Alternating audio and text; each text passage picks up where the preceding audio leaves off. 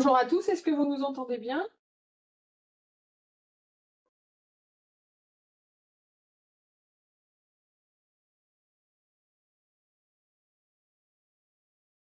Pas de souci. Très bien. Alors, vous êtes un petit peu nombreux à être connectés. On va peut-être attendre un tout petit peu que les connexions se fassent.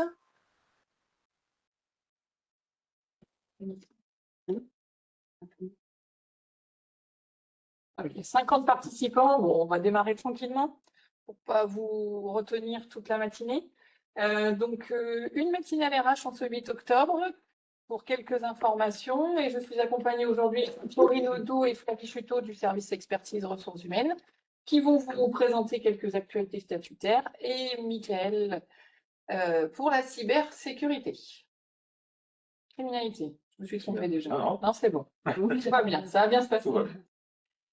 Bien entendu, on fera des temps d'échange questions-réponses et n'hésitez pas à passer par le chat ou lever la main pour nous poser des questions.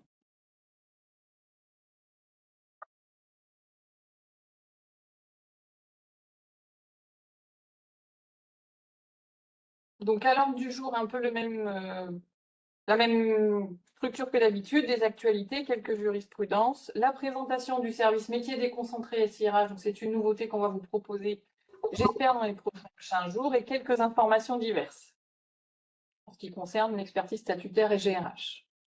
Et en deuxième partie, Michael interviendra sur la cybercriminalité.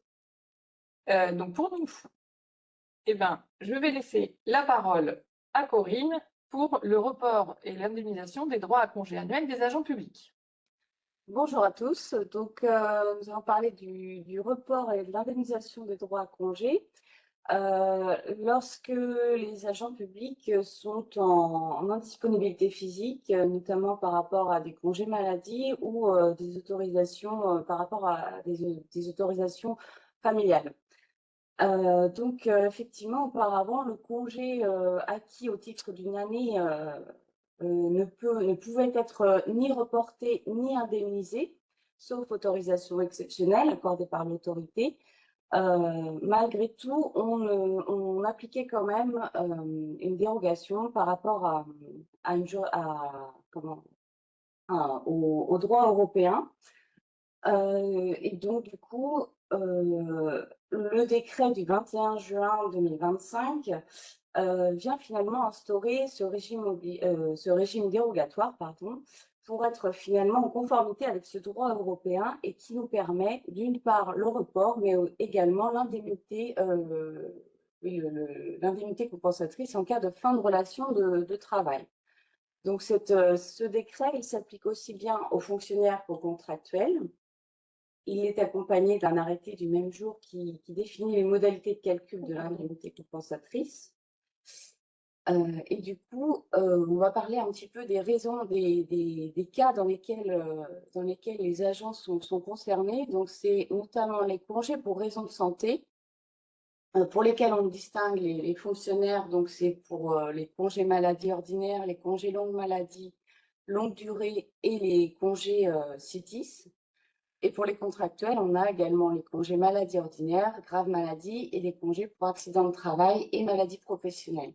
Pour ce qui est des absences liées aux responsabilités parentales ou familiales, donc là, on distingue effectivement, il y a le congé maternité, naissance, le congé pour arrivée d'un enfant placé en vue de son adoption, le congé d'adoption, le congé de paternité et d'accueil de l'enfant, présence parentale, solidarité familiale, proche aidant et congé parental. On a une petite remarque comme quoi il y a une résonance sur le son. Ah. Est-ce que c'est général ou c'est que Madame Proust qui est embêtée?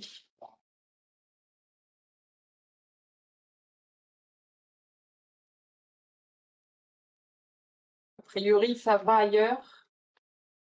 On va peut-être passer fort, Corinne. Oui, je vais essayer de parler un peu plus fort. Donc, pour ce qui est de l'application de il y a Madame Michaud qui n'a pas de son. Pour ceux qui ont des problèmes de son, essayez de vous reconnecter, déconnecter et reconnecter. C'est souvent, ça peut peut-être améliorer. Après, Madame Proust, on voit que vous êtes connectée 2 fois, donc il y a peut-être, vous avez peut-être une double connexion sur votre PC, sans vous en rendre compte, ou il y a peut-être quelque chose comme ça aussi. Bon, tu peux continuer. Donc, je continue. Je passe le détour. Pardon. Donc, pour ce qui est de l'application de ce décret, il y a des points communs entre les congés pour raison de santé et les congés liés aux responsabilités parentales et familiales, qui sont notamment donc le droit de report, il est d'un délai maximal de 15 mois, et la période de retrait, pardon, la période de retrait des congés annuels peut être prolongée sur autorisation exceptionnelle de l'autorité territoriale. L'autre point commun, c'est également le point de départ de la période de report. Pardon. Elle varie en fonction de la période d'acquisition des droits à congé annuel. Donc, elle débute en principe à compter de la date de la reprise des fonctions de l'agent. Pour les congés acquis pendant la mise en congé pour raison de santé ou pour raison familiale, elle commence au plus tard à la fin de l'année au titre de laquelle le congé annuel est dû. Et donc, il faut distinguer deux hypothèses, deux situations. La première, c'est si l'agent a repris ses fonctions avant le 31 décembre, la période de report, elle débute dès la date de reprise des fonctions. Et si c'est après le 31 décembre, donc s'il n'a pas repris ses fonctions avant la fin de l'année en cours, la période de retrait débute à compter du 1er janvier de l'année N+1. Ensuite, la durée des congés reportés, il y a une distinction entre les congés pour raison de santé et les congés liés aux responsabilités familiales. La première étant limitée à 4 semaines. On parle bien de 4 semaines, donc le report est limité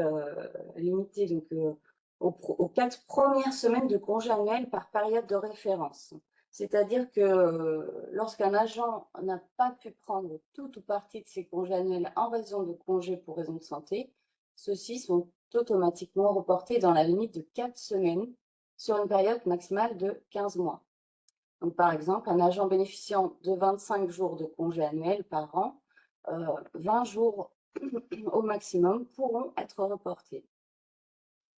Alors que pour les congés liés aux responsabilités familiales et parentales, il n'y a aucune durée limitée, c'est-à-dire que tous les congés non pris restant dus au titre de l'année civile peuvent être reportés. Par exemple, si l'agent a pris un congé maternité de 4 mois à partir d'octobre 2024, elle pourra bénéficier du report de la totalité de ses jours de congé annuel acquis en 2024 qu'elle n'a pas pu prendre en raison de son congé de maternité, même si ces derniers dépassent 20 jours. Donc ensuite, le principe de l'indemnisation des congés annuels non pris. Alors, il faut prendre en compte deux conditions. Il faut d'abord justifier d'une fin de relation de travail, donc soit un départ à la retraite, soit un décès, une mutation ou une radiation des cadres pour abandon de poste. La deuxième condition, c'est l'agent ne doit pas avoir été en mesure de prendre son congé annuel, c'est-à-dire que l'employeur a l'obligation en fait d'informer de manière précise et en temps utile de ses droits à congé. Il doit l'inciter au besoin formellement à les prendre et il doit le prévenir des conséquences d'un non-usage, c'est-à-dire que l'agent s'expose à une perte de ses jours de congé. Donc ensuite, le décret limite la durée des congés annuels non pris. Alors, c'est le même principe que pour le droit de report, c'est-à-dire qu'il y a une limite de 4 semaines pour les congés non pris dans le cadre d'un congé pour raison de santé, et il n'y a aucune limite pour les congés liés aux responsabilités parentales et familiales. L'indemnité compensatrice, elle est calculée selon la formule que vous avez sur l'écran, c'est-à-dire la rémunération mensuelle brute fois 12 divisé par 250, 250 étant le nombre moyen de jours ouvrés. Ou pas. C'est une des explications que nous avons du décret, mais on n'est pas sûr. Voilà. Donc, ensuite, donc, ce qu'il faut prendre en compte dans la rémunération mensuelle brute, c'est notamment le traitement indiciaire, l'indemnité de résidence, le supplément familial de traitement, les primes et indemnités, et puis les indemnités pour heures supplémentaires annualisées au bénéfice des professeurs et assistants d'enseignement artistique. Oui, que pour les professeurs et assistants d'enseignement artistique, les heures supplémentaires, par contre. Hein. Ouais. Pas les autres cadres d'emploi.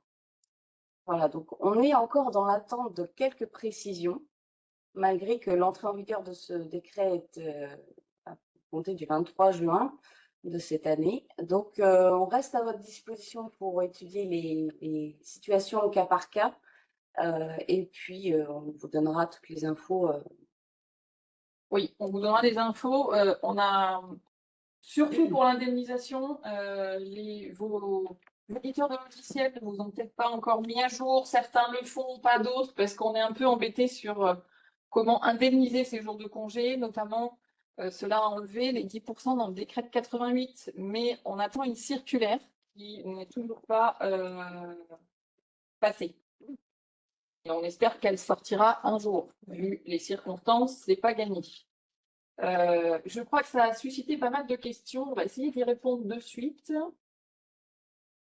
Alors, est-ce que l'on peut pratiquer ce mécanisme de report des congés pour un agent en CMO en 2025 et placé en surnombre dans la collectivité?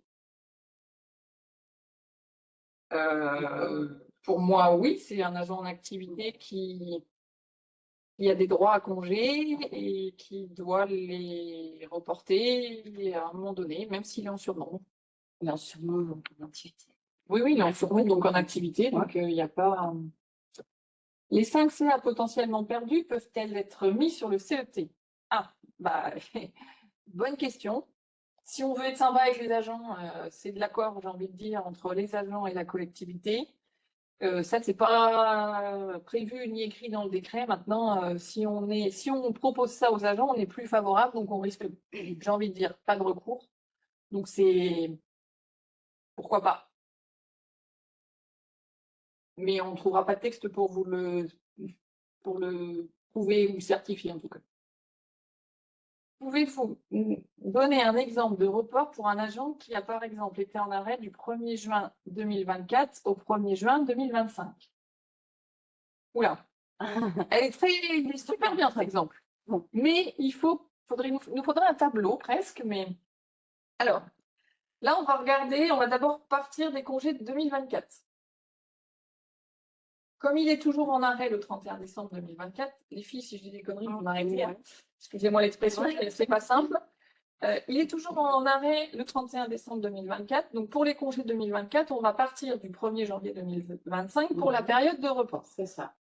Donc, les congés 2024, on fait l'évaluation de ce qui reste pendant sa maladie, donc 6 mois.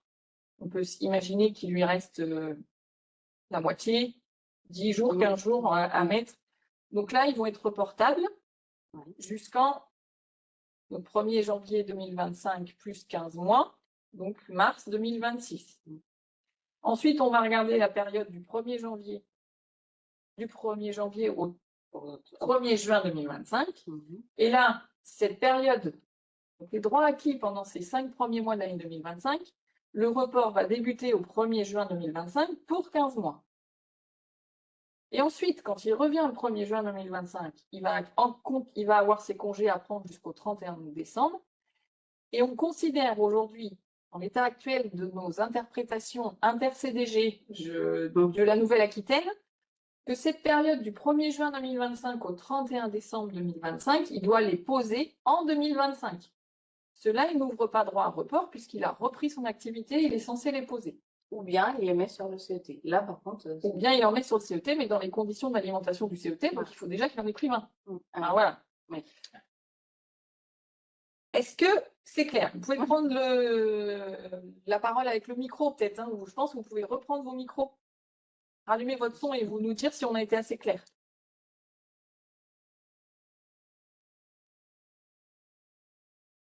Ah, c'est la question d'après. Est-ce qu'une limite de nombre de jours reportés à mettre sur le CET?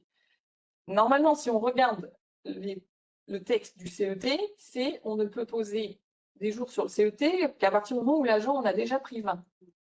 Donc, il en reste toujours que 5 par an possibles à mettre sur le CET. Si on regarde c'est très clair. Bon, ben, c'est parfait, on a réussi à se faire comprendre. Si on regarde la réglementation sur le CET, il peut en mettre que 5 puisqu'il est censé en prendre 20. Après, dans la pratique, même si c'est écrit nulle part, je sais qu'en accord, comme on disait tout à l'heure à la question précédente, que s'il y a des accords pour que le CET soit alimenté un peu plus dans ces conditions dites exceptionnelles, eh ben, j'ai envie de dire, c'est de l'accord entre la collectivité et l'agent. Et ben, on limite les risques de recours si ne pas faire perdre de congé à un agent. Donc voilà. Mais toujours dans la légalité, c'est-à-dire enfin dans l'égalité, on va dire. Si on le fait pour un agent, on le fait pour les autres. Exactement. Voilà. C'est très bien. Dans le cas d'une mutation, l'agent peut-il alimenter son CET de jours de congé non pris s'il a bien pris 20 jours de CA? Avant de partir, oui. Après, il y a juste un accord de transfert du CET avec la collectivité qui le recrute, mais pourquoi pas?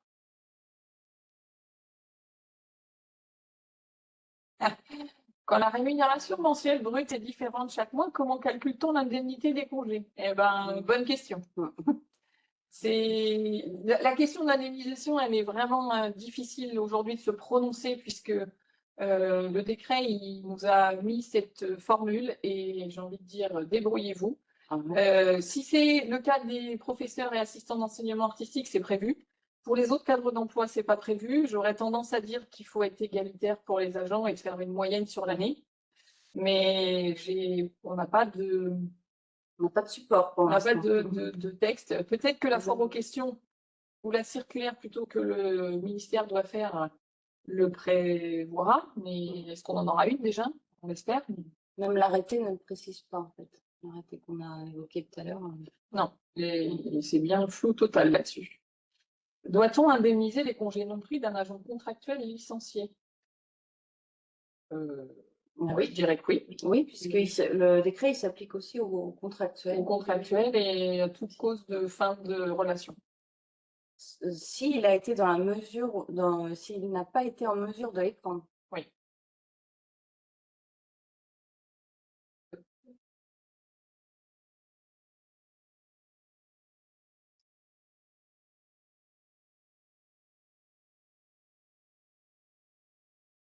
C'est la dernière rémunération à prendre en compte pour l'indemnisation des congés annuels, mais étant donné que nous payons le solde d'heures à la fin, cela est beaucoup plus avantageux pour les agents. Oui. De toute façon, les 10% étaient beaucoup plus simples que cette méthode qui n'est pas forcément. Dans ce cas que vous évoquez, c'est plus avantageux, mais il y a bien des fois où c'est pas du tout avantageux. Pour les primes, on les prend à 100%, même si l'agent est en demi-traitement pour longue maladie, ou on se base sur le traitement avant maladie. Alors, bah, tout ça, c'est pareil. On a du mal à vous répondre. C'est pas précisé. On aurait tendance à dire qu'il faut reconstituer un salaire. Mais ça, petit à petit, dès qu'on aura des réponses, on reviendra vers vous.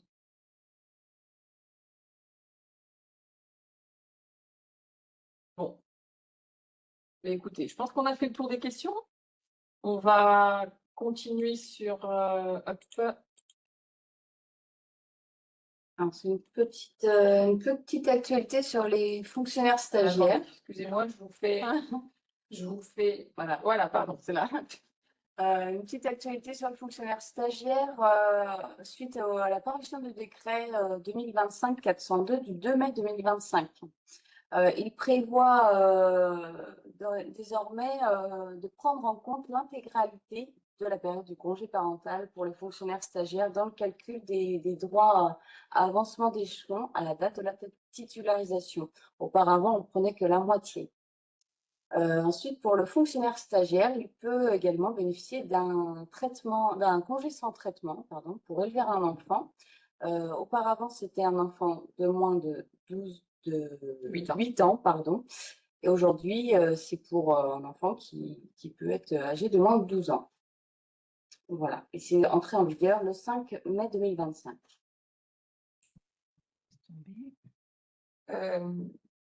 Une revalorisation des allocations chômage communiquées par de l'UNEDIC. Donc, elles ont été revalorisées à 0,50% à compter du 1er juillet 2025. Donc, la part fixe de l'allocation d'aide au retour à l'emploi passe de 13,18 € au lieu de 13,11 €. Le minimum passe de 32,13 à 32,13 au lieu de 35,97 et celle de formation passe de 22,99 au lieu de 22,88. Donc c'est rentré en vigueur pour les allocations dues au titre du mois de juillet, donc versées en août 2025.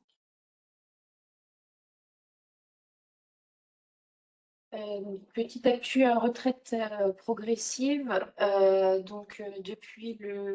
partir du 1er septembre 2025, la retraite progressive est possible à partir de 60 ans.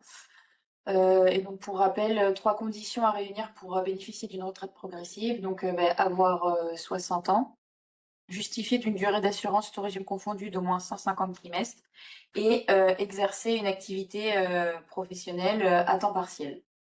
Donc ça, c'est applicable à tous les agents qui demanderont une retraite progressive à partir du 1er septembre 2025. Ou à temps non complet. Ou à temps non complet.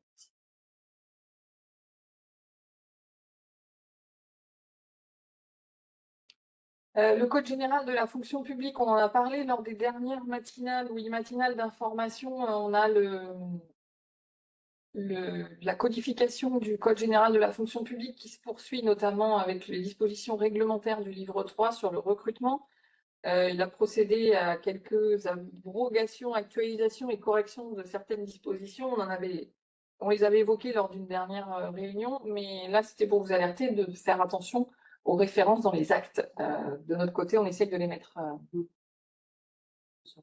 Y a-t-il un impact sur la cotisation retraite sur cette période?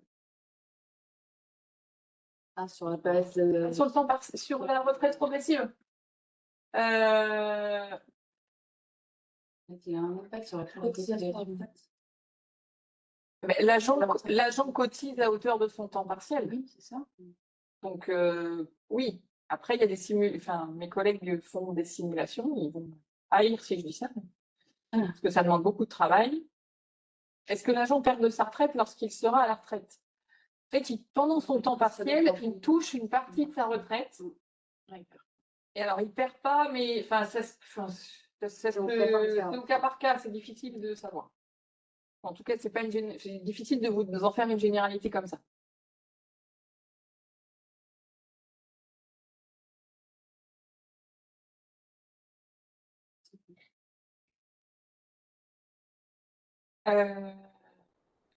Du coup, sur l'actualisation l'actualisation des actes et par rapport à des décrets ou une codification, on a un décret qui est sorti le 4 septembre 2025 qui actualise certains cadres d'emploi en termes d'équivalence par rapport à l'État sur le RIFSEP. On vous a mis, nous, le modèle de délibération sur notre fond documentaire du site internet à jour. Donc, ne vous inquiétez pas, tout est à jour, mais en tout cas, il y a un décret qui est sorti le 5 septembre 2025 qui remet à jour des équivalences. Si, alors, on est d'accord. La question, c'est on est d'accord que les agents en temps non complet ne peuvent pas bénéficier de la retraite progressive? Eh bien, si. Bien au contraire, c'est même peut-être pour eux que c'est le plus avantageux, parce qu'ils sont toujours à temps complet comme avant, mais sur la partie où ils n'ont pas de rémunération, ils peuvent percevoir un début de pension. Et eux, ils n'ont pas à diminuer leur temps de travail, du coup.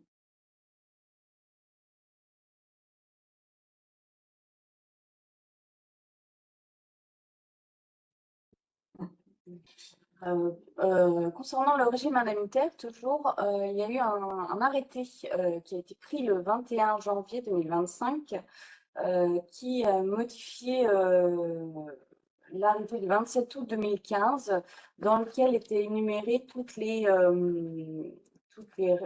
primes et indemnités liées aux fonctions et à la manière de service qui n'étaient pas inclus, qui ne pouvaient pas être inclus qui ne pouvaient pas être cumulables avec l'IFSE et le CIA.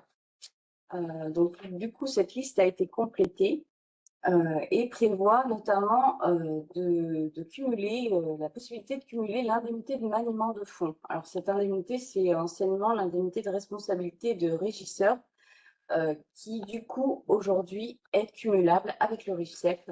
C'est entré en vigueur le 31 janvier 2025, mais on est toujours en attente de précision sur la mise en œuvre de cet arrêté.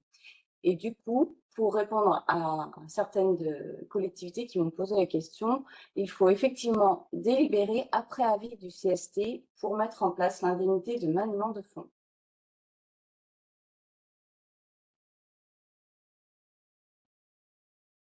C'est quoi l'intérêt pour l'agent, à part de toucher une partie de sa pension? Faire progressivement. Non, mais toucher une partie de sa pension déjà et d'avoir une. Le temps partiel, on est sur les gens qui sont à temps complet. Ouais. Donc, ils sont déjà à temps complet. Ils touchent simplement un peu plus d'argent sur la fin de carrière.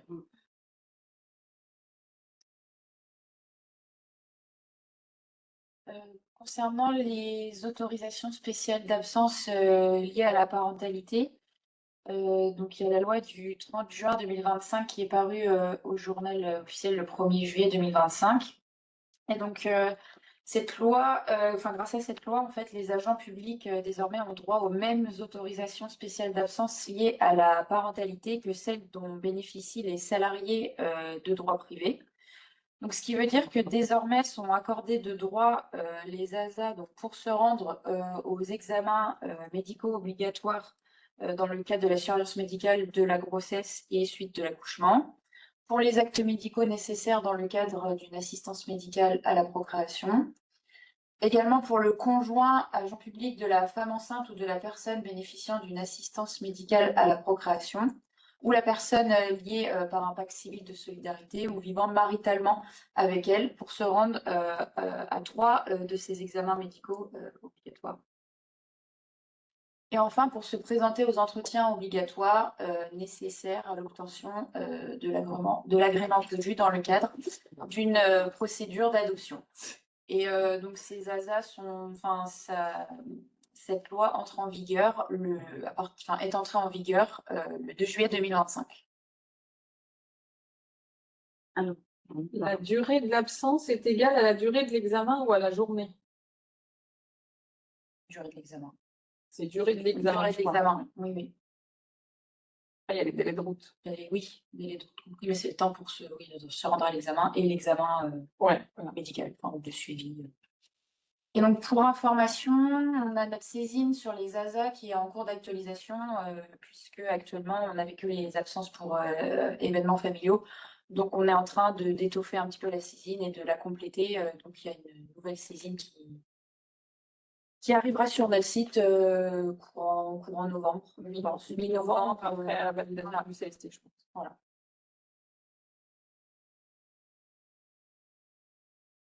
Est-ce que vous avez des questions sur ces actualités?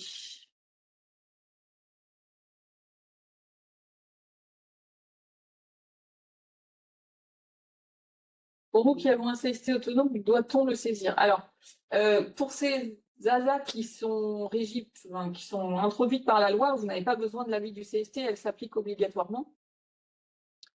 Donc, vous n'avez pas besoin de redélibérer sur ces autorisations spéciales d'absence qui s'appliquent de façon automatique. Il n'y a pas besoin de délibération pour celle-ci. Nous, c'est qu'on en a profité pour mettre à jour une saisine plus complète sur les autorisations spéciales d'absence auprès de notre CST. Mais vous n'êtes pas obligé de ressaisir pour les dernières qui viennent de sortir. Elles s'appliquent de fait.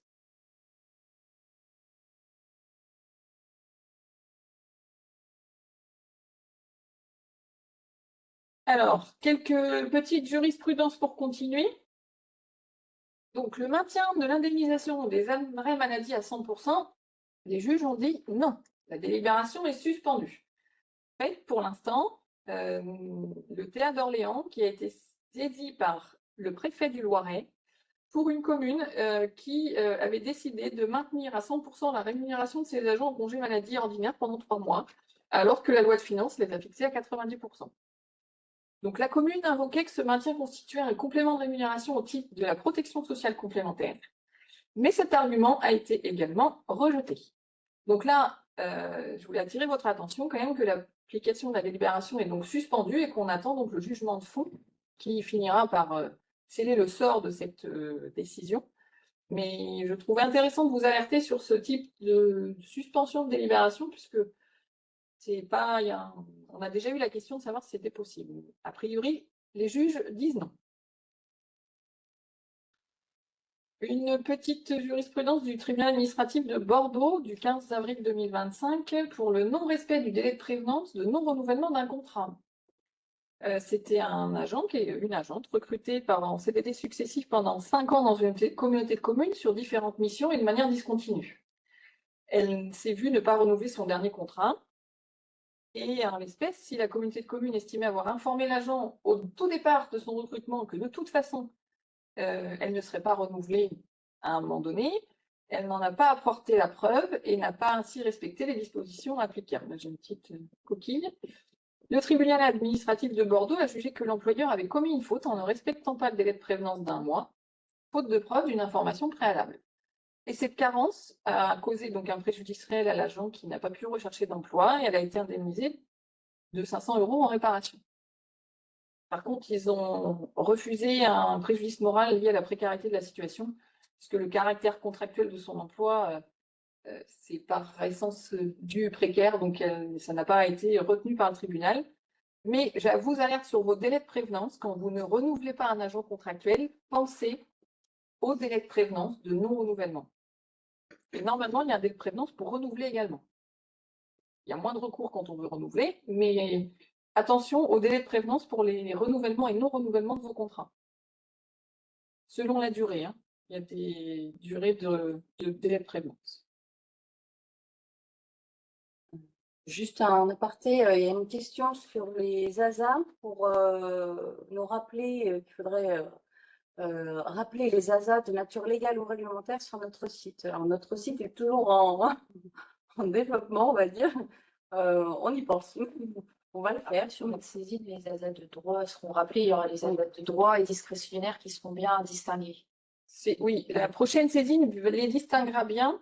Et puis, ça peut aussi faire l'objet, on se le note, ça pourrait faire l'objet d'un focus lors d'une matinale. On va se le noter, peut-être qu'on parlera de ça plus en détail la prochaine fois. Doit-on faire un courrier même pour les agents que l'on prend en contrat d'été et qui sont étudiantes? Eh bien, si on veut respecter le texte, il faudrait. Après, on a moins, là aussi, on pense toujours au délai de recours, au recours potentiel. Les étudiantes, elles n'ont pas envie d'être renouvelées de toute façon, mais si on veut respecter le texte, il y a toujours un délai de prévenance. Mutation avortée d'un fonctionnaire. Quelles sont les obligations de l'employeur d'origine? Là, c'est un conseil d'État du 23 juin 2025. Donc, lorsque la commune d'accueil retire avec effet rétroactif la décision par laquelle il a recruté un fonctionnaire territorial, ce dernier doit être regardé comme n'ayant pas cessé de faire partie des effectifs de la commune auprès de laquelle il était précédemment affecté. Effectivement, nous, on conseille toujours, dans le cadre de mutation, de ne pas radier l'agent tant que vous n'avez pas reçu l'arrêté de nomination de l'employeur qui le recrute. Dans ce cas, cette personne avait un peu omis de dire qu'elle avait une poursuite pénale, condamnation pénale, et donc la collectivité d'origine, la collectivité d'accueil a fait machine arrière et ne l'a pas recruté. Donc la collectivité d'origine a été contrainte de reprendre cet agent. Bon, l'agent n'a pas eu le droit à tous les préjudices puisqu'elle avait un peu omis de dire à ses employeurs qu'elle avait une condamnation pénale sous le coude, mais quand même. Attention aussi à ne pas radier trop tôt vos agents qui partent. Si l'agent ne souhaite pas renouveler son contrat, doit-il nous prévenir par courrier? Alors, c'est plutôt l'inverse. C'est vous devez dire à votre agent que vous voulez le renouveler et lui vous répond que non. C'est pour ça qu'il y a des délais de prévenance dans les deux sens. Vous voulez le renouveler, vous prévenez 1 mois, 8 jours avant, selon un mois, 2 mois, enfin voilà. Et c'est à lui de vous répondre qu'il ne veut plus renouveler son contrat. C'est dans ce sens qu'il faut faire normalement. Ce n'est pas à l'agent de vous écrire en premier pour dire « je ne veux pas renouveler mon contrat ». C'est vous proposer le renouvellement et il refuse.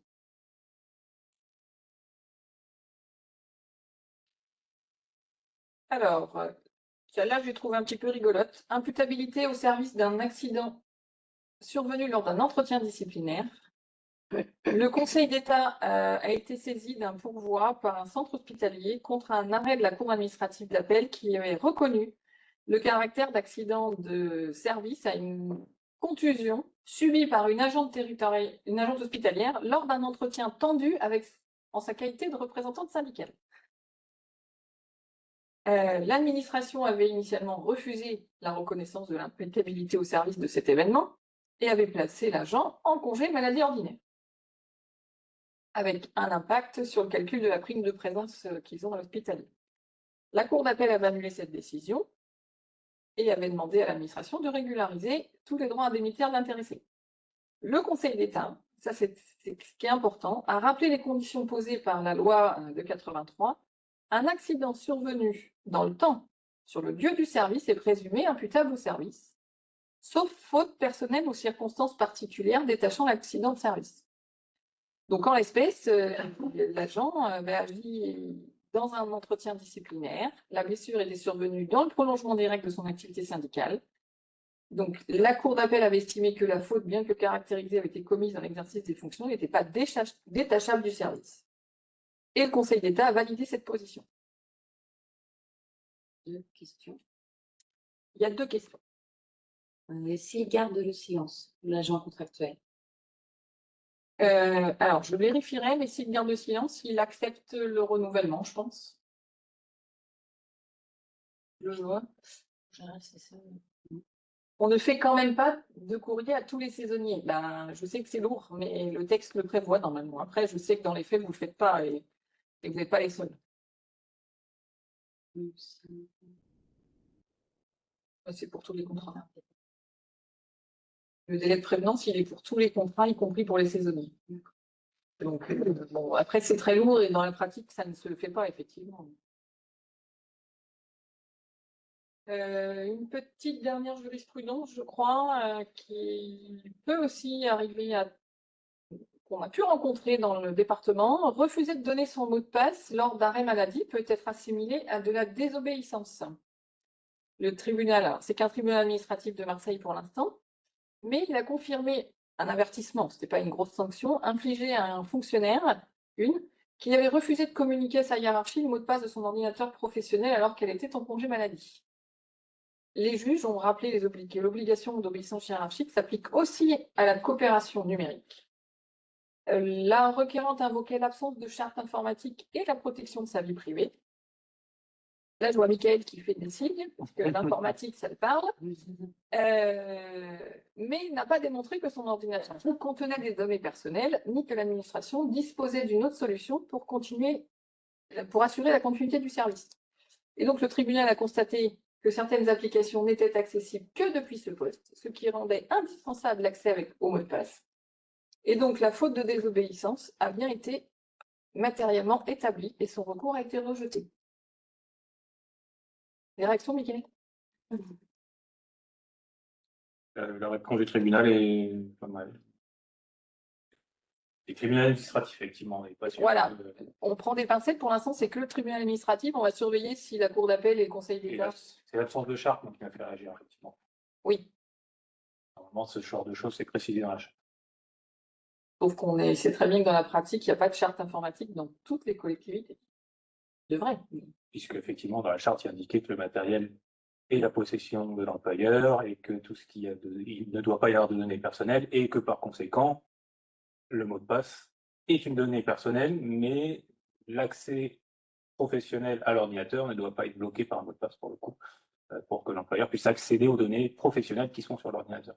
Voilà, effectivement, il y a on n'est pas censé donner son mot de passe puisqu'il est potentiellement personnel, mais l'accès aux données sur l'ordinateur est d'un employeur en fait, puisque l'ordinateur et les données appartiennent à l'employeur. Donc il doit pouvoir y accéder d'une manière ou d'une autre. Donc le tribunal a plutôt une réponse cohérente. Voilà pour les jurisprudences qui vous ont fait réagir, effectivement. Donc, le futur service, que j'aurais voulu que vous ayez déjà vos codes, mais nous avons un petit souci technique de paramétrage, c'est l'ouverture du service métier déconcentré, SMD.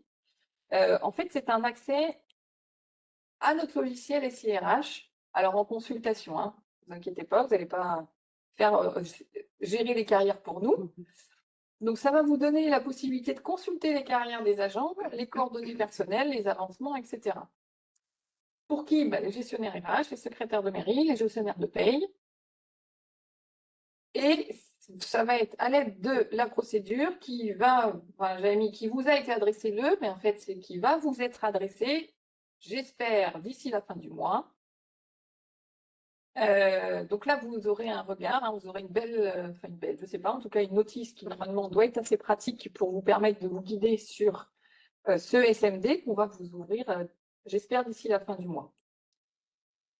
Donc, comment on y accède? Là encore, on va encore vous envoyer un identifiant, comme d'habitude, un mot de passe provisoire, qu'on vous enverra, comme on avait fait pour MoveApps Visiative, hein, pour la plateforme d'échange, par adresse mail générique, accompagné de la fameuse notice d'utilisation.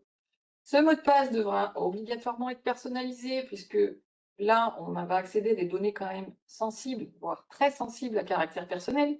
Il y a jusqu'aux coordonnées des agents, leur carrière, donc ne jouons pas avec ça et changeons les mots de passe dès que vous pouvez. Et non, il n'y aura pas de cotisation pour utiliser ce service, ce sera gratuit. Pas de souci. Donc, la personnalisation sera obligatoire. Il devra contenir 15 caractères, hein, vous connaissez, majuscules, minuscules, chiffres, symboles spéciaux. Pour changer de mot de passe, vous irez sur ma page d'accueil, le compte utilisateur, et vous aurez de quoi l'écran pour changer votre mot de passe.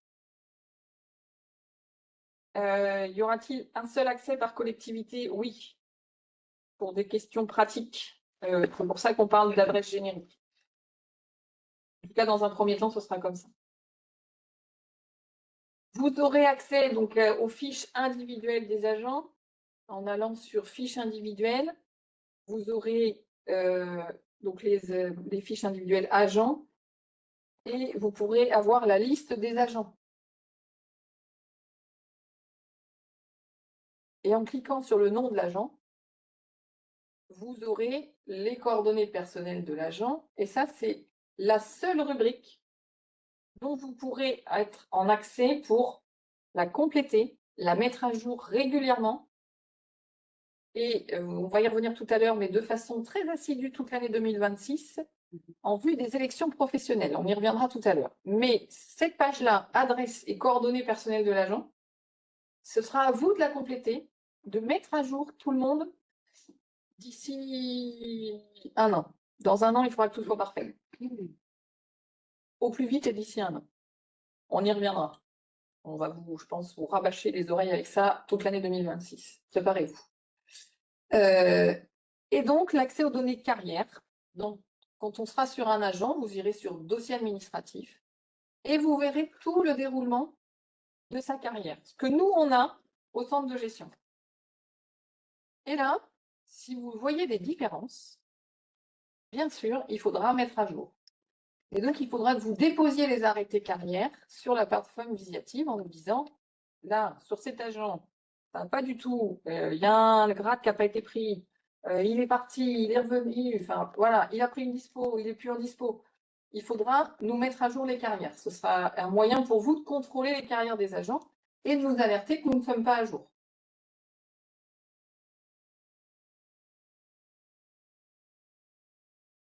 Vous aurez la possibilité de vous extraire des fichiers Excel en faisant par la rubrique État un export de fiches individuelles.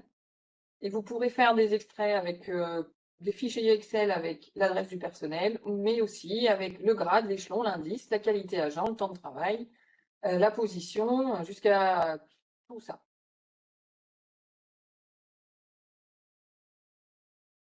Il n'existe pas d'interface entre notre logiciel métier de carrière et le SMD. Non. Et puis, nous, c'est aujourd'hui, c'est que de la consultation. Si vous voyez des différences, il faut nous envoyer les arrêtés. Nous, on ne modifie pas nos carrières tant qu'on n'a pas une preuve d'arrêté. Effectivement, il faut qu'on refasse de la saisie, mais on veut sécuriser aussi le suivi de carrière pour vous. Derrière, vous donner des tableaux d'avancement corrects et faire des suivis. Donc aujourd'hui, on n'est pas dans une saisie. Effectivement, il faudra faire des doubles saisies. Enfin, vous aurez votre saisie dans votre logiciel et vous nous envoyez les actes que nous saisissons. Mais nous restons maîtres de la mise à jour des carrières. Autant les adresses, on vous laisse la main, mais c'est la seule donnée pour laquelle on vous laisse la main. En tout cas, peut-être qu'un jour, on pourrait vous laisser, mais ça demande de mettre en place des circuits de validation de notre part et autres. Aujourd'hui, vous n'êtes qu'en consultation vous ne serez qu'en consultation sur les carrières et on ne vous laisse accès qu'aux adresses personnelles.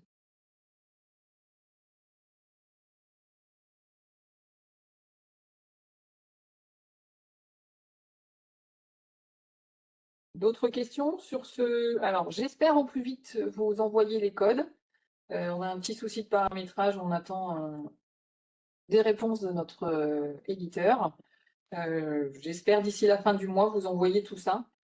Et vous allez voir que ça va vous servir incessamment sous peu. J'y reviens de suite. Un petit rappel, le rapport social unique. Le mot qui fâche, je sais que vous n'aimez pas ce mot, que ça vous embête de faire ça, mais je vous rappelle que la date limite de saisie des données sociales, elle est fixée au 31 octobre 2025. Tic-tac, tic-tac, il ne reste plus que quelques jours. Oui, ça vous embête, je sais, c'est très bien, hein, on vous connaît, on sait. Mais c'est un petit rappel, en théorie, la fin c'est le 31 octobre, il ne reste plus que quelques jours. On vous rappelle que vous retrouvez toutes les informations sur le site du CDG, dans Accueil, ressources humaines, outils RH, rapport social unique, qu'il y a une vidéo de présentation, qu'il y a un guide utilisateur, une foire aux questions. N'hésitez pas à regarder le guide utilisateur avant de commencer, ça vous donne tout ce qu'il faut que vous prépariez avant de commencer. C'est bien utile. Y aura-t-il une prolongation? À votre avis? C'est gentil. Tous les ans, on en fait des petites prolongations, mais à mon avis, on ne va pas jouer les prolongations très longtemps cette année quand même. On ne va pas aller jusqu'en février comme on a fait certaines années. On va peut-être jouer les prolongations, mais pas beaucoup.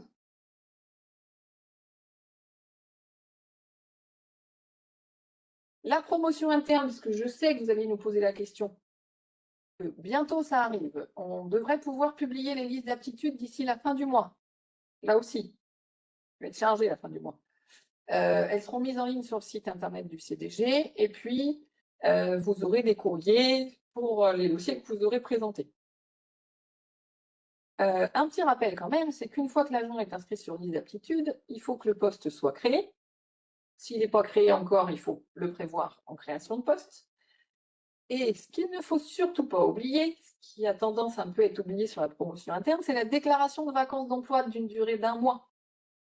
Si la liste sort mi-fin octobre, on ne peut pas nommer l'agent en principe, sauf si on a anticipé et on avait des visions sur l'inscription à la liste d'aptitude, on ne peut pas nommer l'agent au 1er novembre, en théorie. Il nous semblait important de vous rappeler la procédure de nomination et l'arrêté de détachement pour stage suite à promotion interne. Vous pouvez bien entendu le demander au gestionnaire qui vous font le modèle d'arrêté avec plaisir.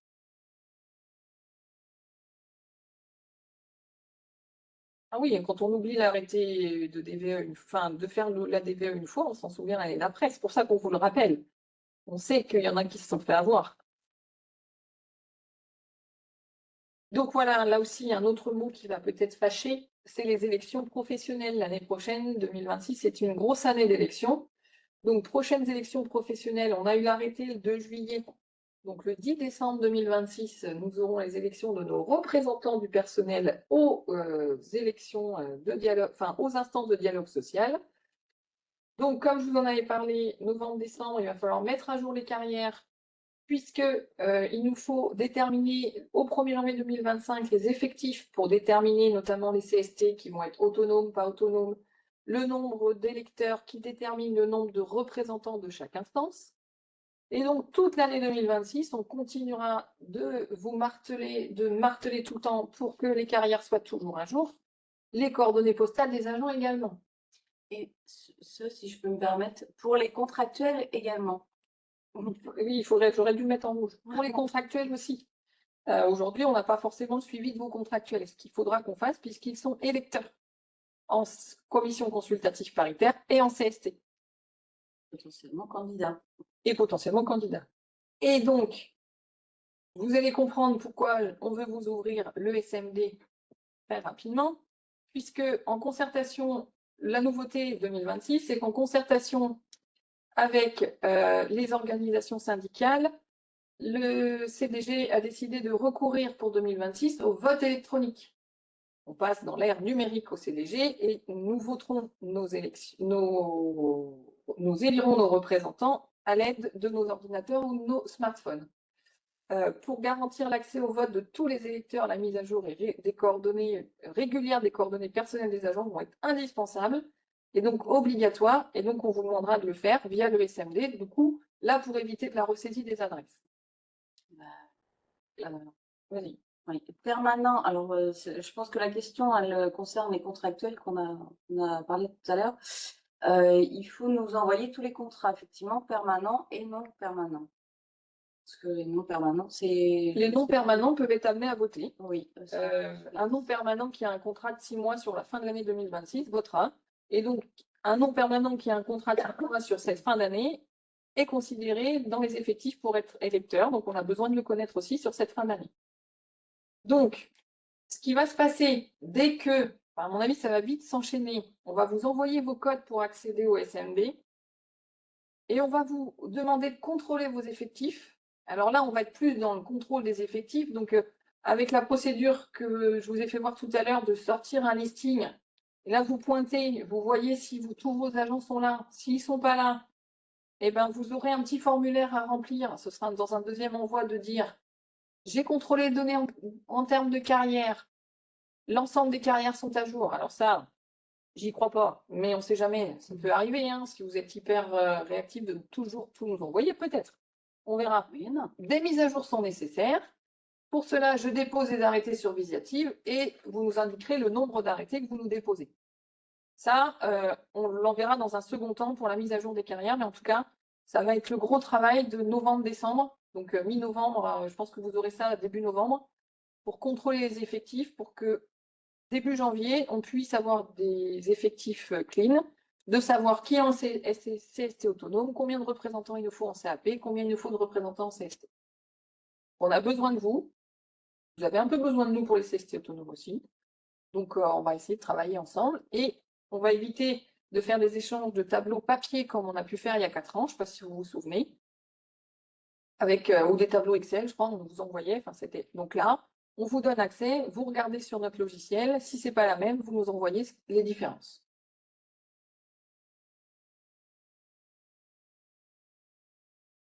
On en a fini pour le service expertise statutaire et... Non, oui, c'est ça, expertise. Gestion des ressources humaines, vous avez bien compris qui on était. Est-ce que vous avez des questions, des remarques, des sujets, des idées de sujets, un peu comme vous avez évoqué tout à l'heure sur les ASA, on note pour les prochaines matinales. Je ne sais pas si on en fera une d'ici la fin de l'année, mais peut-être en décembre, ça pourrait, si en vue de l'actualité. Sur Visiative, où est-ce qu'on dépose les documents dans le bon? Oui, sur Visiative, soyez attentifs à bien déposer vos documents dans le bon service. C'est hermétique entre chaque service. D'ailleurs, si vous vous trompez de service, normalement, on vous dit c'est pas pour nous, redéposez ailleurs. Et pour répondre à une question, je profite parce que je pense à ça, à une question d'une collectivité qui me disait est-ce qu'on a un accusé de réception quand nous on réceptionne l'arrêté? Alors vous n'avez pas de, il me semble que vous n'avez pas de message comme quand vous avez déposé tel ou tel fichier. Normalement, c'est en train de se mettre en place. D'accord. Oui, mais non, nous, on a un accusé, mais pas... Non, mais eux aussi, c'est en train de se mettre en place. Bon, mais pardon. A-t-on une alerte aussi de les... Si le CDG dépose un document, oui, ben, normalement, ça doit se mettre en place. Mais nous, quand on vous dépose quelque chose, en principe, on vous fait un mail de toute façon. Pour être sûr, si l'alerte ne fonctionne pas, on essaye de le faire.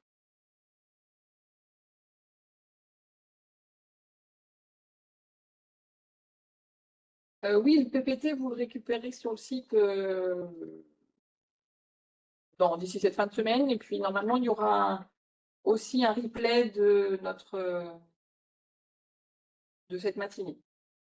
Et les échelons du 4e trimestre, j'ai vu passer. Oui, ils vont être disponibles. On est en train de les étudier.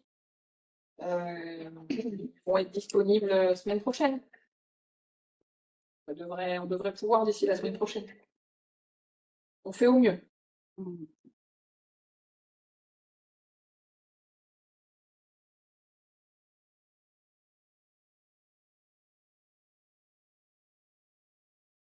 Unimatinale sur les dossiers de maladie pro. Vaste sujet. Quand vous dites oui, maladie pro. Et sur, je crois qu'il y avait une autre proposition sur le temps de travail. Ouais, ça, et- Voilà. Ah, les ASA, le temps de travail, s'il y a de là-dessus. Le temps de travail, c'est général ou c'est.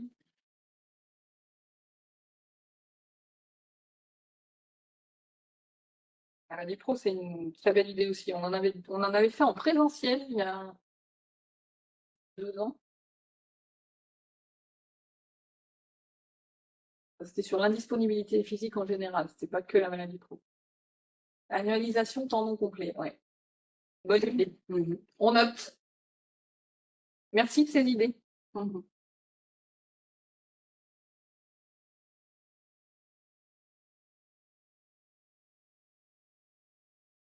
Ben, écoutez, on va laisser la parole à notre collègue pour un autre sujet complètement différent.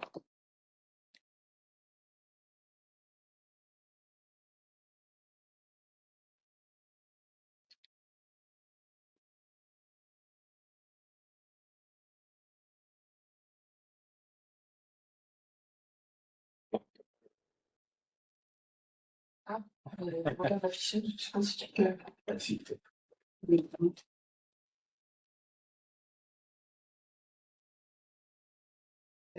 notes. C'est que ça se voit. Mais. Ah, je sens que non, bah, je vais passer les diapos.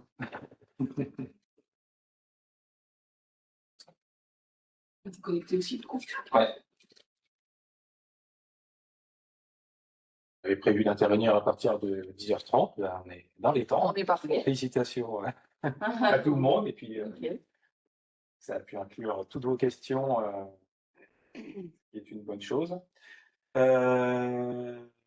Pour ceux qui étaient hier présents contre utilisateur, ça va être le même diapo. Ça peut être l'occasion aussi d'avoir un petit peu absorbé. Et n'hésitez pas à poser là aussi vos questions. J'ai le chat sous les yeux et j'essaierai d'y répondre autant que possible. Et quelques précisions ou des choses que j'ai pu oublier, omettre de dire hier pendant la rencontre utilisateur assistance logicielle. Donc pourquoi le CDG se lance un peu sur ce sujet de la cybersécurité pour les collectivités? Et ben, c'est issu notamment d'une étude, un baromètre de la maturité des collectivités françaises. La 3e étude était sortie en 2024. Je ne sais pas s'il y a une autre étude qui va sortir en 2025. Je n'ai pas l'information, mais si elle doit sortir, ça sera lors du salon des maires qui est prévu au mois de novembre. Et dans ce rapport, il ressort que les collectivités sont des cibles majeures, et ça, peu importe leur taille, petite ou grande. Les attaquants utilisent des systèmes de chalut, voilà. Et donc, tout le monde, voilà, peu importe, ils ne ciblent pas nécessairement, qu'on soit une petite ou une grosse collectivité. Ce qui les intéresse, c'est les données et éventuellement de chiffrer les données pour faire de l'escroquerie et demander de l'argent. Une collectivité sur 10 dans ce rapport déclare avoir été victime d'une ou plusieurs cyberattaques au cours de 2024. sur ces attaques, pour les collectivités qui ont été attaquées, l'hameçonnage reste la première cause principale. L'hameçonnage, qu'est-ce que c'est? C'est les emails, on appelle ça aussi du phishing en anglais. C'est les emails qu'on peut recevoir vous demandant de cliquer ici. Ça peut usurper vos informations, ressaisir l'identifiant de mot de passe pour quelques raisons. C'est des choses, voilà. Plutôt, on essaye d'être sensibilisé sur le sujet, mais ça reste quand même la cause principale des cyberattaques. Le téléchargement de virus, donc là aussi, ce qu'on appelle les crypto-lockers ou les outils de chiffrement qui viennent bloquer les ordinateurs, voire même le système d'information en entier, qui peuvent être issus d'un hameçonnage initialement. Ça reste encore le deuxième type d'attaque principale. Et la faille de sécurité non corrigée, en troisième position des types d'attaques que les collectivités ont déclaré avoir eu au cours de l'année 2024. Alors dans les rapports 2025, tout confondu, entreprises, collectivités, particuliers, malheureusement, ces cyberattaques sont toujours en hausse, donc on peut s'attendre à une hausse encore des cyberattaques sur l'année 2025. Mais il y a aussi 45% des collectivités qui ont subi une cyberattaque qui ne savent même pas si c'est issu d'un hameçonnage, téléchargement de virus ou d'une faille de sécurité non corrigée. Elles ne connaissent pas la cause. Et ça, on peut retrouver ce biais-là dans la suite de ce baromètre, c'est que dans les freins, les collectivités interrogées pointent du doigt un manque de connaissances sur le sujet. Elles n'ont pas les compétences en interne et pas forcément le budget, mais effectivement, le budget ne peut pas être fait si on n'a ni compétences ni connaissances sur le sujet de cybersécurité. Donc, les collectivités, clairement, ne se sentent pas en capacité de juger les solutions de cybersécurité proposées aujourd'hui et d'évaluer si les offres sont adaptées à leurs besoins. Elles ont donc besoin d'accompagnement pour être sensibilisées sur le sujet, pour pouvoir passer à l'action et passer entre les mailles du filet des attaquants.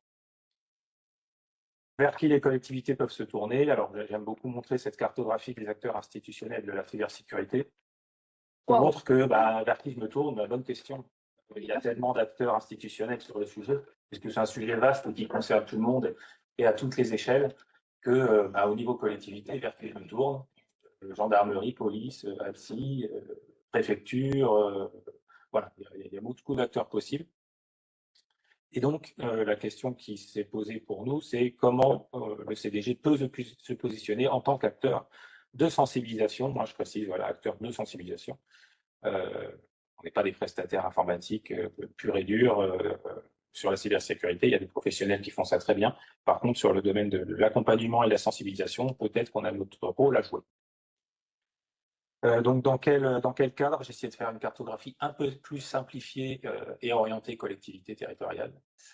Les règlements européens, bon, vous en connaissez certains, RGPD, qui est le plus connu, sur le Règlement général de la protection des données personnelles. EIDAS, c'est sur l'identité électronique, c'est un peu ce qui nous oblige à faire des signatures électroniques. Voilà, c'est le cadre européen sur le sujet. Il y a ACT qui va être le cadre européen sur l'intelligence artificielle et NIS2 qui est un cadre européen sur la sécurité des systèmes d'information qui va s'appliquer à partir de bientôt, puisqu'on attend la loi qui doit être transcrite par le Parlement, et voilà, quelques soubresauts politiques en ce moment qui empêchent le texte d'aboutir. Néanmoins, il concernera les communes de plus de 30 000 habitants et toutes les communautés de communes et toutes les intercommunalités, départements et régions. Et donc, se découlera effectivement une infrastructure et des règlements techniques qui s'appliqueront aux collectivités territoriales, ce qui n'est pas le cas jusqu'à présent avec la directive NIS 1 qui existe déjà. On a deux volets, Europol, c'est un peu le volet de répression de la cybercriminalité, et NISIA qui est plus le volet européen de prévention. Et on redescend au niveau de l'État, sur le répressif, effectivement, police, gendarmerie, la plateforme TZ, la plateforme Pharos, qui sont des plateformes qui permettent de signaler en ligne des infractions et des données illégales, et des unités de cybergendarmerie qui peuvent intervenir sur le terrain. Voilà donc pour les unités un peu de répression de cybercriminalité. Et sur le volet prévention, on a cybermalveillance.gouv.fr qui est vraiment la référence, qu'on soit particulier, qu'on soit agent de collectivité, qu'on soit dans une entreprise, pour l'assistance à la prévention en cybersécurité numérique.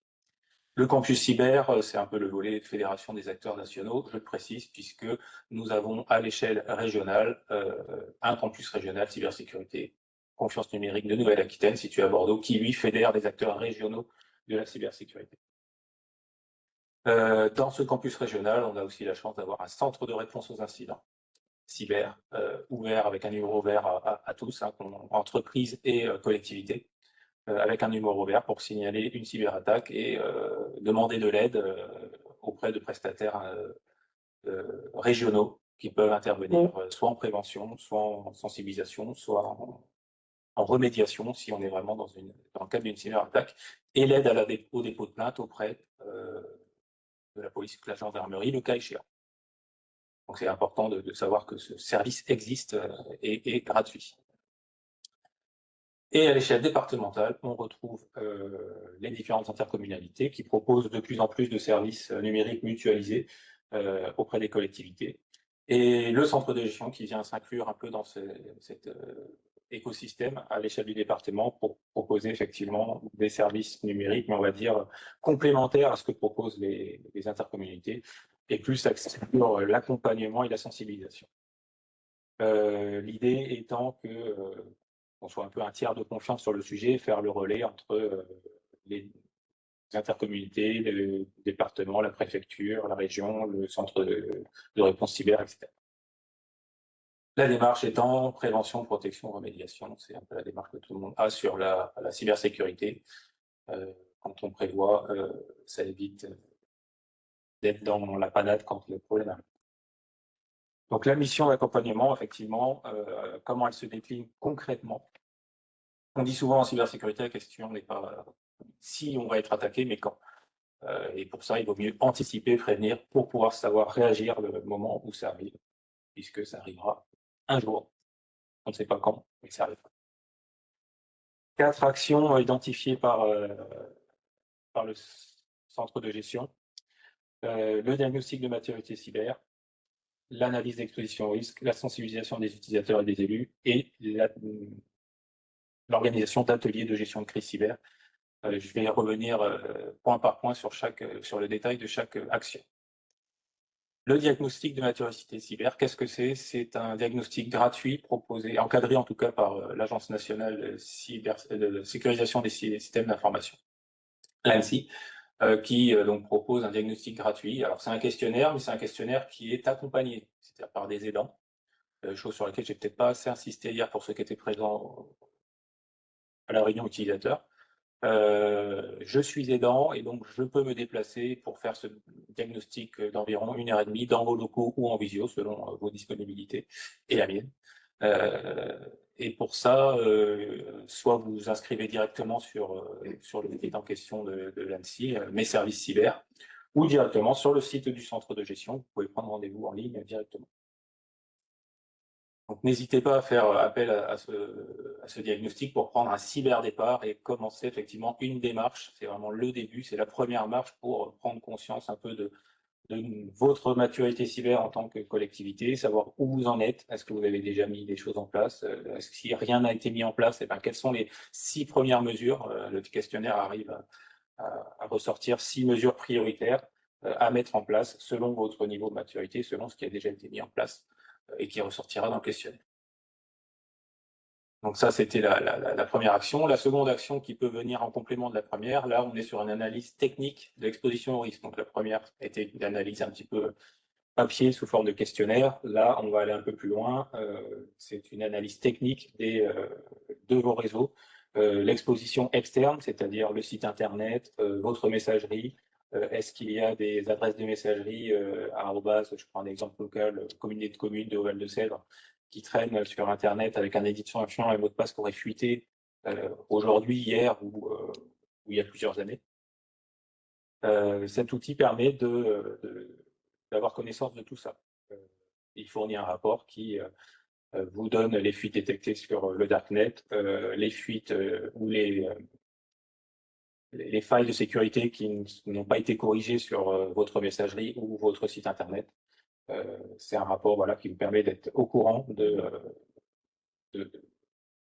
votre niveau de sécurité technique. Donc cette analyse a un coût. Nous avons réussi à avoir un coût raisonnable sur ce type d'analyse, qui est là aussi accompagné. C'est moi qui viendrai vous faire le rapport. 250 € par analyse, sachant qu'on peut faire autant d'analyses qu'on veut, mais bon, déjà une première analyse sera une bonne chose pour être informé de son exposition au risque.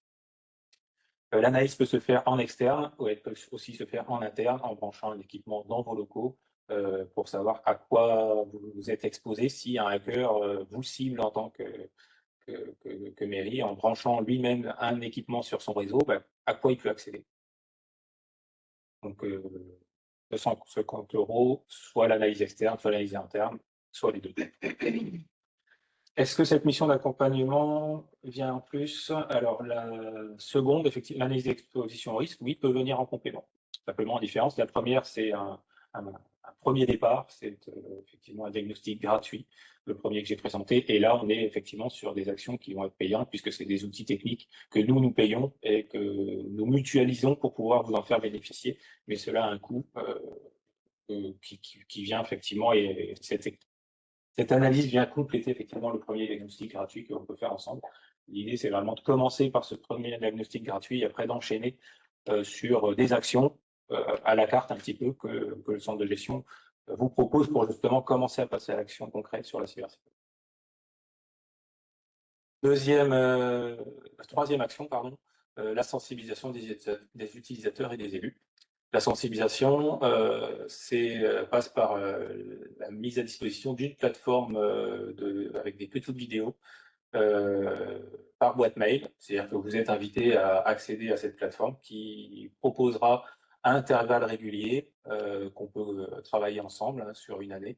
Des petites vidéos qui peuvent de formation qui durent 5-6 minutes selon la thématique, sur différentes thématiques qu'on peut choisir ensemble et qu'on peut étaler sur l'année.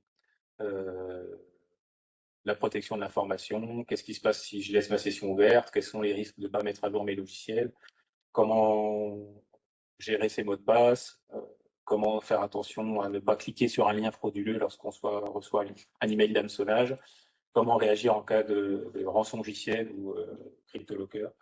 Voilà ce type de petite formation qui s'étale sur une campagne effectivement de sensibilisation qui s'étale sur une année. Et au cours de laquelle aussi on envoie une campagne de phishing, c'est-à-dire des emails qui imitent un hacker qui chercherait à capter vos données personnelles. Ça peut être par exemple un envoi de WeTransfer. Cliquez ici pour télécharger le régime indemnitaire mis à jour, par exemple. Ça attire la curiosité, on clique dessus, mais en fait, ce n'était pas du tout légitime. Et dans ce cadre de cette campagne-là, quand vous cliquez, alors si vous ne cliquez pas dessus parce que vous êtes suffisamment sensibilisé, eh ben c'est très bien, c'est un bon comportement. Si vous cliquez sur le lien pour télécharger par curiosité, vous aurez une petite fenêtre qui vous dira attention, c'est un email pédagogique. Vous auriez pu faire attention, l'email n'est pas la bonne, c'est un email non sollicité. Voilà le type de message envoyé dans le cadre de cette campagne qui permet effectivement de développer les bons réflexes pour devenir un acteur actif de la cybersécurité sans pour autant être un ingénieur informatique cybersécurité. Voilà, l'idée est vraiment que chacun dans son métier, qu'on soit agent ou élu, sensibilisé professionnellement, mais ça marche aussi pour sensibilisation de tous les jours. On est sollicité par email aussi par des tentatives de phishing. Nous pouvons témoigner, le centre de gestion a fait ça, on s'est tous fait avoir sur au moins un des phishing, des faux phishing. Donc là encore, effectivement, c'est un outil que le centre de gestion a acquis pour ses besoins propres, mais nous mettons à disposition aux collectivités intéressées ce type de campagne. Donc pour les petites collectivités, effectivement, jusqu'à 5 boîtes mail, c'est un forfait, 5 boîtes mail de 1 à 5, 25 € par an pour bénéficier de ce type de campagne sur un an. Entre 6 et 10 boîtes mail, un forfait à 50 €, et à partir de 11 boîtes mail, c'est 6 € par boîte mail pour bénéficier de l'accès à cette plateforme de sensibilisation et aux emails de phishing, de tests qui sont envoyés tout au long de l'année. Dernière action proposée par le centre de gestion, l'organisation d'ateliers de gestion de crise cyber. Là aussi, c'est un exercice qu'on a fait en interne. L'idée, là aussi, ça s'adresse à tout le monde, c'est pas quelque chose qui s'adresse à comment je réagis pour empêcher l'attaque d'un hacker, non, c'est comment, en cas d'attaque, peu importe la technicité de l'attaque, les applications métiers ne sont plus accessibles pour une raison X ou Y, hein, ça peut même être un incendie dans la salle serveur ou alors un vol d'ordinateur portable dans le bureau du secrétariat de mairie, et puis comment on fait pour assurer la continuité d'activité de la mairie dans une situation de panne. Et ben, l'idée, voilà, c'est de se mettre autour d'une table à plusieurs collectivités pour mutualiser un peu les coûts de l'atelier et réfléchir ensemble en prenant chacun un rôle de communication, un rôle de décision en tant que maire, un rôle de secrétaire de mairie, un rôle de autre si nécessaire selon le scénario, et comment on réagit. Et l'idée, effectivement, c'est de s'entraîner au travers d'un scénario pour que le jour où ce type d'événement arrive, on ait déjà l'expérience de ce type d'événement et on aura aussi peut-être réfléchi en amont à comment j'ai réagi dans ce type d'attaque, quel plan de continuité d'activité je peux mettre en place pour savoir réagir le jour où ça peut arriver, et un plan de reprise d'activité si vraiment il y a une catastrophe, et comment on remonte, est-ce qu'on a suffisamment de connaissances internes, et si on n'en a pas, est-ce qu'on sait s'appuyer sur un prestataire externe en cas d'incident technique. Donc là encore, un tarif mutualisé, l'idée c'est qu'une collectivité participante vienne avec un duo, si possible composé d'un élu et d'un agent, pour voilà, avoir la vision un peu différente de ces deux profils.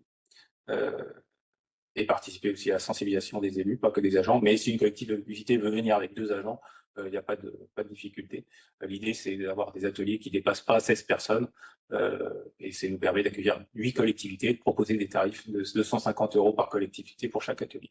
Donc, pour l'instant, on n'a pas encore fixé de date pour un premier atelier, mais on reviendra prochainement vers vous sur ce sujet-là. Est-ce que c'est clair à ce niveau-là?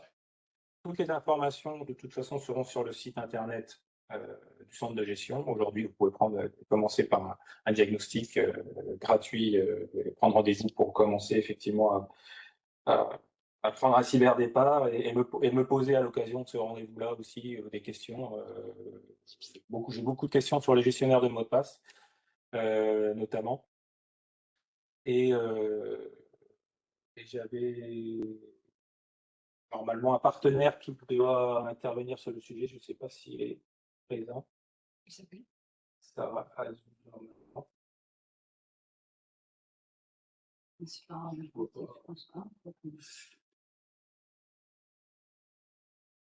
n'est pas connecté. Non, ça n'a pas l'air d'être présent. Bon, c'est pas grave, on représentera ça une prochaine fois, mais sachez qu'en tout cas sur le site internet du centre de gestion, on retrouve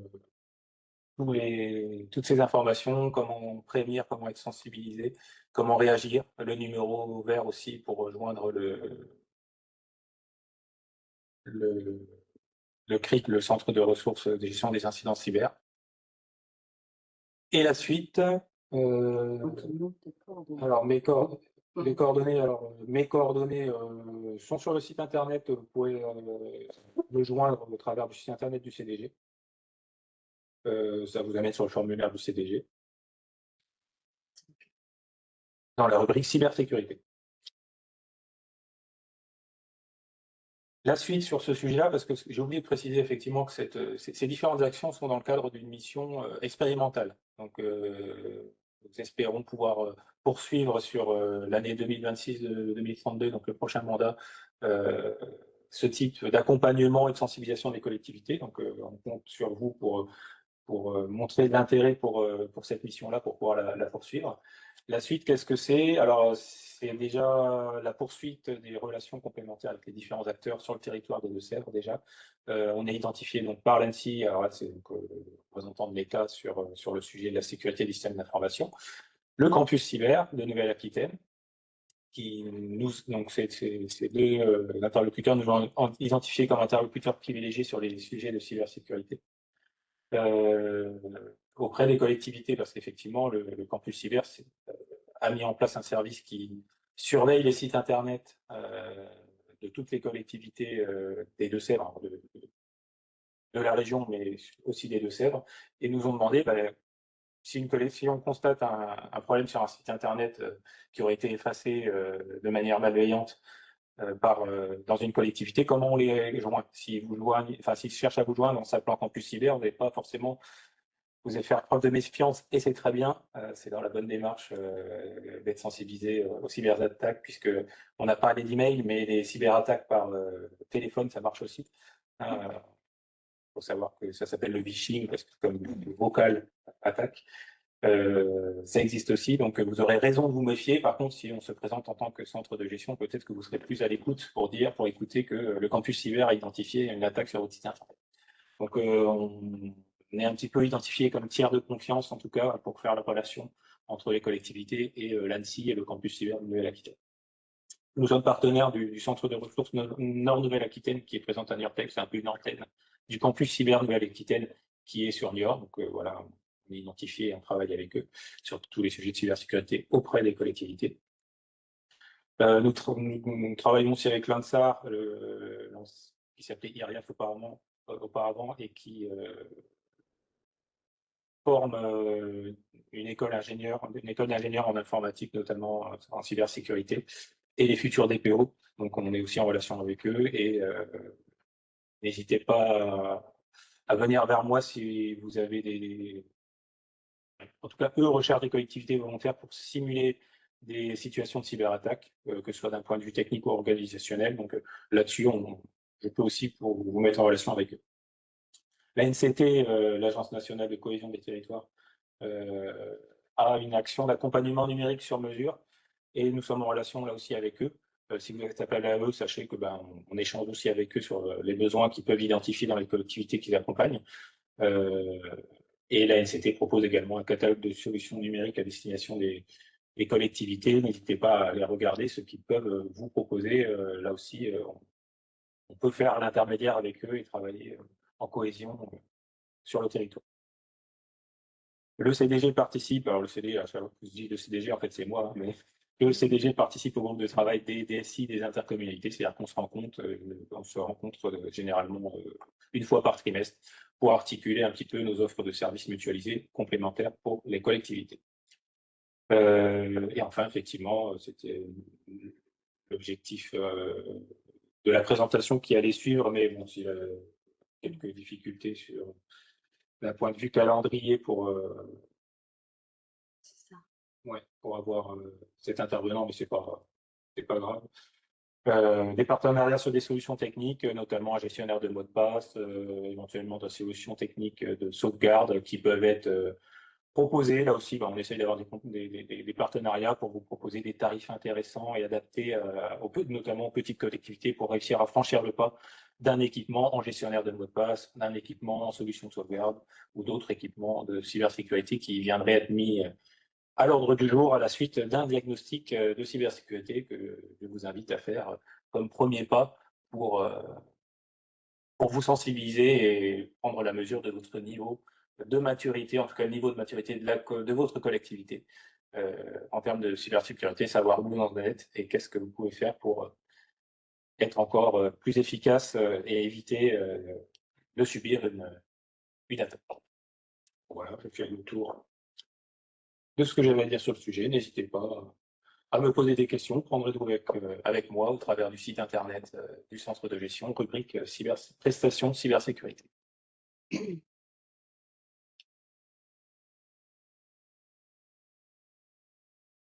Tout à fait, c'est complémentaire avec le prestataire RGPD. Aujourd'hui, le DPO, donc le délégué à la protection des données, dans le cadre du marché RGPD, vous accompagne pour la réglementation RGPD et être en phase avec la réglementation dans la protection des données personnelles. Et il va s'intéresser à la protection et les mesures mises en œuvre pour protéger les données personnelles. Effectivement, ça ne prémunit pas de cyberattaque, mais une cyberattaque vient attaquer les données personnelles. Et donc, si on protège les données personnelles, il faut aussi protéger l'infrastructure qui héberge les données personnelles. Effectivement, ça, c'est pas le travail d'un DPO. Le DPO va s'intéresser à comment vous protégez vos données personnelles, mais Après, les mesures à mettre en place techniques pour protéger l'infrastructure technique où il y a les données personnelles, c'est le travail d'un RSSI, un responsable sécurité des systèmes d'information. Et ça, c'est potentiellement une prestation qu'on étudie à long terme. Est-ce que dans le même cadre que le marché RGPD, on fait un marché RSSI pour mettre à disposition du temps de RSSI pour ça ou pas? C'est quelque chose qu'on étudie, mais qu'on étudie aussi avec les intercommunalités qui ont potentiellement, selon leur taille, un RSSI en interne qui pourrait mettre à disposition des collectivités. Donc voilà, on ne veut pas non plus faire doublon, on regarde. C'est aussi des investissements importants en termes de budget. Donc effectivement, c'est complémentaire, la sécurité du système d'information à la sécurité des données personnelles. Je vous remercie pour votre attention. Nous également, si vous n'avez plus de questions ou remarques ou autres, n'hésitez pas, et sinon, on va vous libérer. Nous avons été jusqu'à 50 participants ce matin, 55 participants ce matin. Merci. Merci, bonne journée. Bonne journée.